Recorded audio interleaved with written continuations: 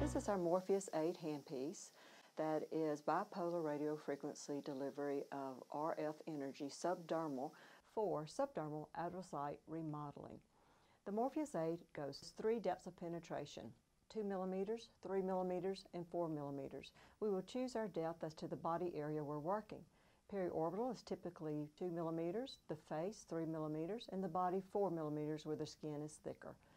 I'm going to demonstrate now and show you how it auto-ejects at 2 millimeters. Face, which would be 3 millimeters.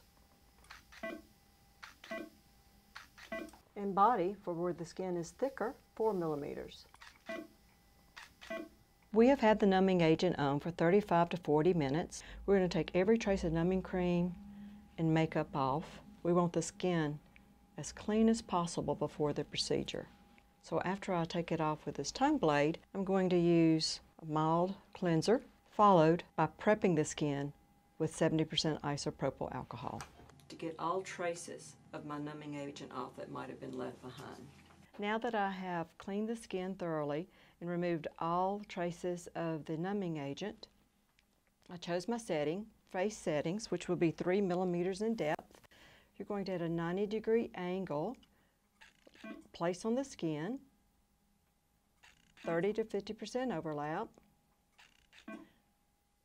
and begin.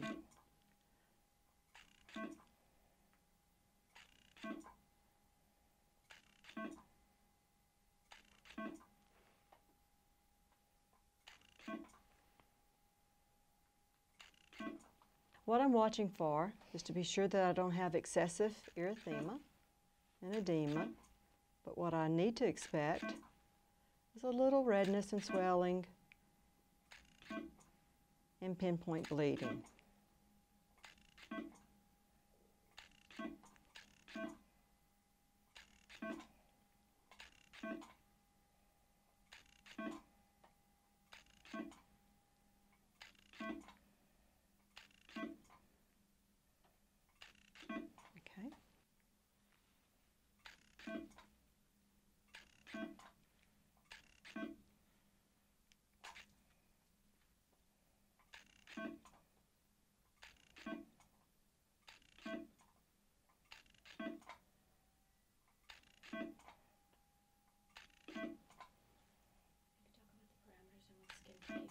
Okay.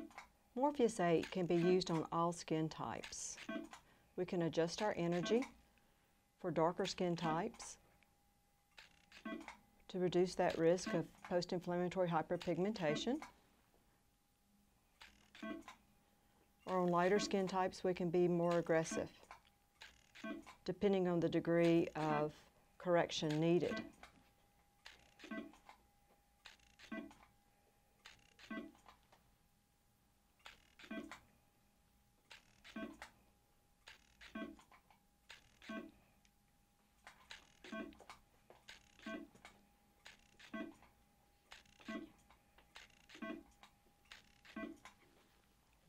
See, the skin is just from here, it's just slight erythema. And we begin to see a little edema.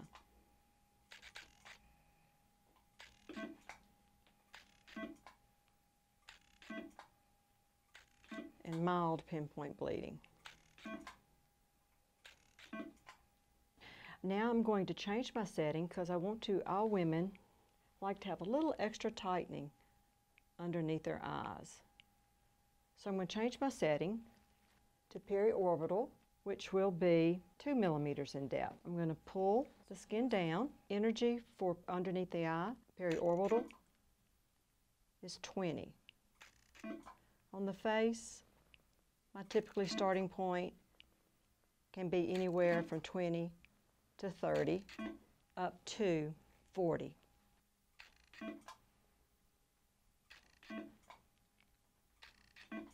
Okay, now I'm going to go back to face and start with the forehead. If I have older, thinner skin on the forehead, I adjust my energy. I lower my energy levels. Rose has very healthy, great skin. Just a few little Well, just a small amount of laxity that she would like to address.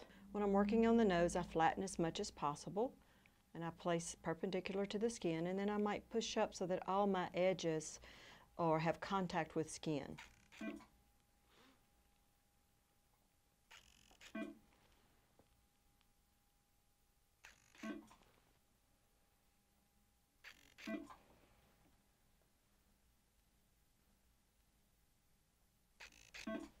I'm going to go ahead and finish the forehead because the forehead is typically a very sensitive area. Before I begin the procedure, I've gone over all the post-op instructions so that they have an understanding of the care post. When treating the eyebrows or between the eyebrows, you want to stretch the skin taut and nice contact, 90 degrees angles. You want to be careful not to rock up, that you want all edges, all corners or sides of the handpiece, the tip, to be touching the skin.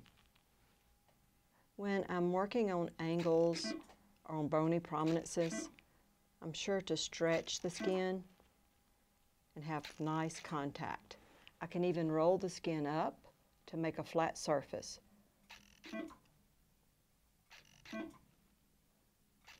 Just pull it up along the mandible. Okay. We're going to go up to the vermilion border and not go over the lip.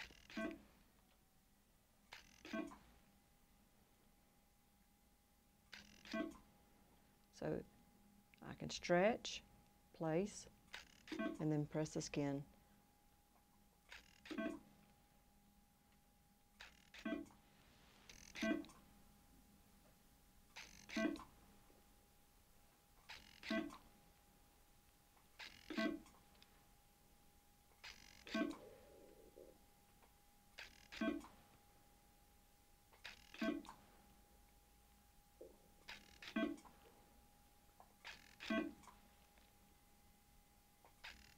When I'm doing the upper lip, I'll have them roll their lips in together to help provide a flatter surface and a tight. I'm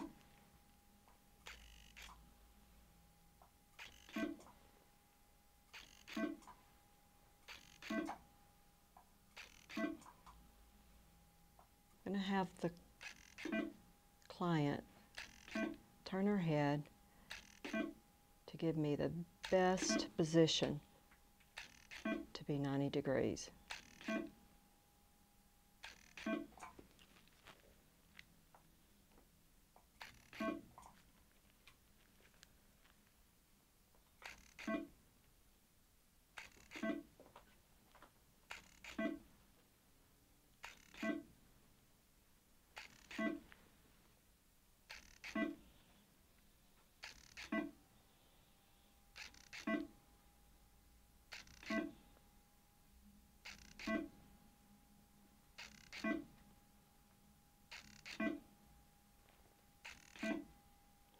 Post-care,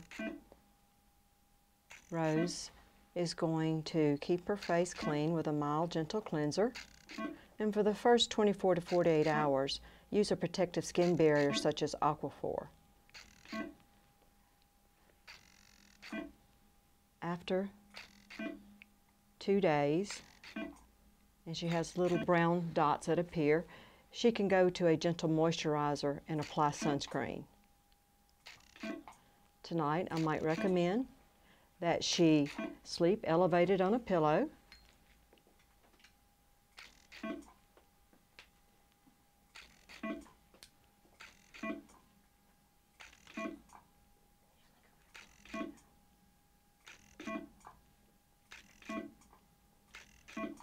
Okay.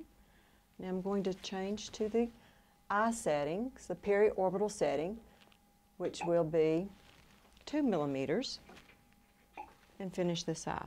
I'm going to pull the skin down tightly so that I'm working on top of the orbital rim.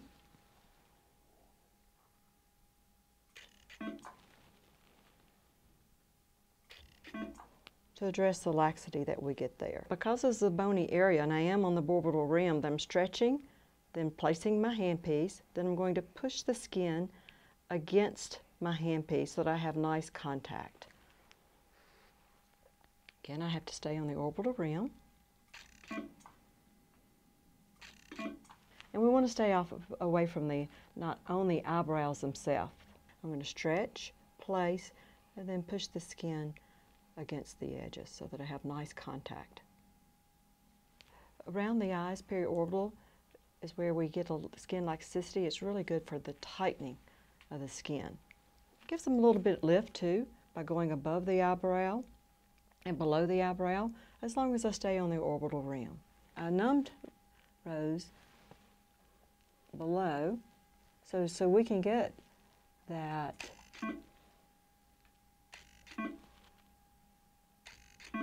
subdermal adipocyte remodeling. We want to get this area.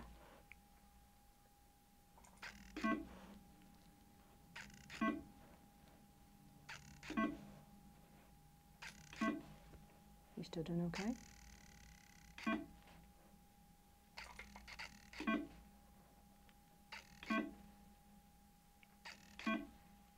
The tips or the pins are single, one-time use only.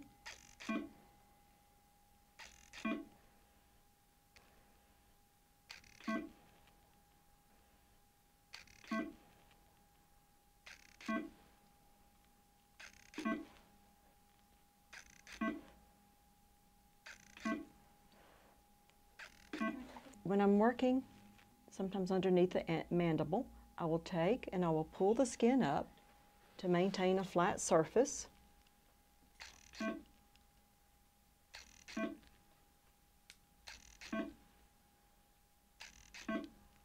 I'm addressing the jowling issue that we have sometimes. Again, this is for subdermal adipocyte remodeling. When I'm working, I want to address the skin that's right underneath the mandible, and it's kind of a bony prominence. I'm going to pull the skin up so I have a flat surface to work on.